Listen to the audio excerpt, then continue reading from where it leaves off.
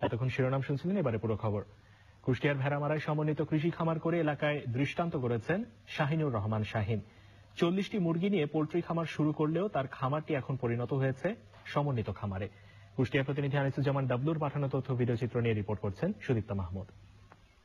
কুষ্টিয়ার ভেড়ামারার চাঁদগ্রাম ইউনিয়নের বামনপাড়া গ্রামের শাহিনুর রহমান শাহিন 91 সালে মাত্র 40টি মুরগি নিয়ে ছোট পরিসরে পোল্ট্রি খামার করেন।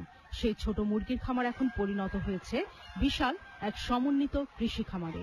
বর্তমানে 8 বিঘা জমির ওপর গড়ে তুলেছেন তার খামার।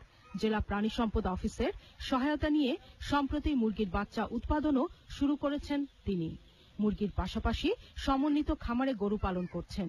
সেই সাথে শুরু হয়েছে সবজি ও ফল আবাদ। ফার্মের উপর বিশেষ করে এই একই লেবার একই দিয়েই আমরা একটা ডেইরি ফার্ম প্রতিষ্ঠিত করছি। এখানে আমরা অনেক ফলমূল সবজি বাগান করছি। 5 থেকে 6 লক্ষ টাকার উপরে আমাদের এখানে বর্তমান লেবার কর্মচারী সমস্ত বাদশাদ দিয়ে আমরা আয় করতে পারি। শাহিনের সমন্বিত খামারে 15 জন শ্রমিক সারা বছর কাজ করেন। প্রথম যখন কাজ করি তখন আমাকে 500 টাকা দিত। আমার কাজ দেখে তিনি আমাকে বেতন বাড়িয়ে দিয়েছেন এবং 3 বেলা খাতে দেয়। ফার্মটাকে আমি নিজের ফার্ম বলে আমি সেভাবে কাজ করছি এবং ফার্মের মালিকও অনেক ভালো। তার সঙ্গে কাজ করে নিজের ফার্মের মতোই থাকি আমরা। শাহিন ছাড়াও এলাকার সব খামারিকে সহায়তা দেওয়ার কথা জানিয়েছে জেলা প্রাণী সম্পদ অধিদপ্তর।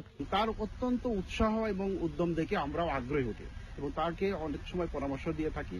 সে তার খামারটাকে দেখভাল করি এবং কি করে খামারের উন্নয়ন করা যায় আমরা কিন্তু আমাদের প্রাণী সম্পদ দপ্তর থেকে আমরা সবসময় তাকে আমাদের সহযোগিতা দিয়ে আসছি। শাহিনের সমন্বিত খামার দেখে পোল্ট্রি বা সমন্বিত খামার করতে এলাকার অনেকেই উৎসাহী হয়েছেন। Sudipta Mahmud, channel I.